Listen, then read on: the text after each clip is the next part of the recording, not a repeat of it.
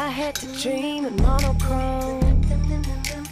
Life that they spun.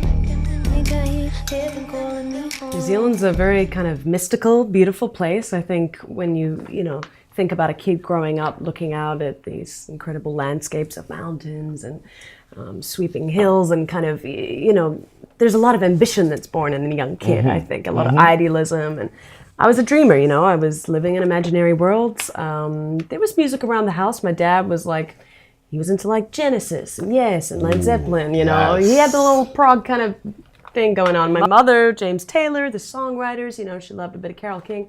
Look, they're doctor and nurse, so it wasn't a super musical family, but it was there on the periphery.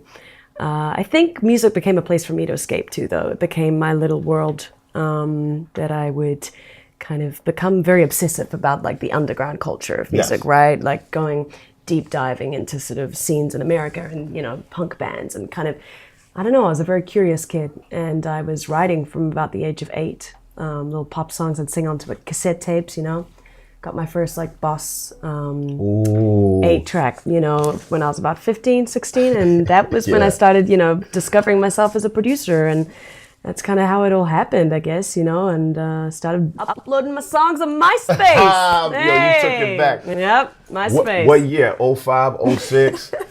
That would have been, that was kind of like 05, yeah. That was when it was really getting pumped. Yeah, that was right on the cusp, yeah. Yeah. Wow, you took it back. How many of y'all still got your MySpace account? I think I still got mine. I don't know the password anymore. That shit forever. You know what I mean? It's there.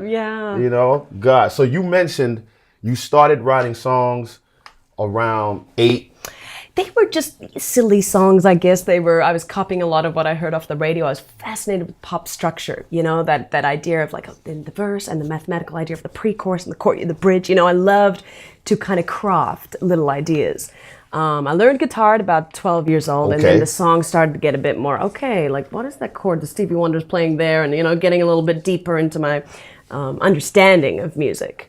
But it was just something that felt very natural as an expression. Almost like a way of questioning the universe and having a sort of free space to just, explore, I think. Well, in saying that, right, you also mentioned that music was always a sense of escape. It was escapism for you, right? But you're also a curious child, right? And I can still sense the curiosity in you today, right? But at 8 years old, and you being curious, like, it's like, or should I say, curious and using it as escape. What were you escaping from at, like, let's say 8?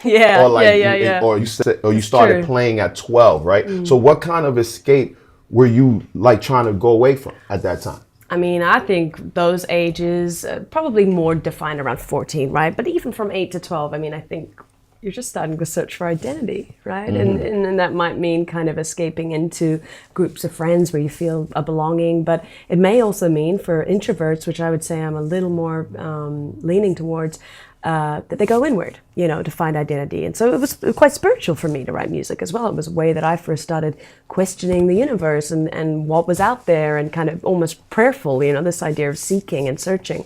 Not so much that I had to run from some crazy stuff going on. I mean, like everyone, I've had hard times growing up, but it was more the sense of who am I? What is my contribution to the world? And music became a place where I very quickly learned that it not only made me happy, but it seemed to bring other people joy as well, to share this thing, right? And I think that's a big moment, of seeing, okay, this is not only something I just do for fun, but I seem to kind of have an impact on people when I sing for them. They feel something.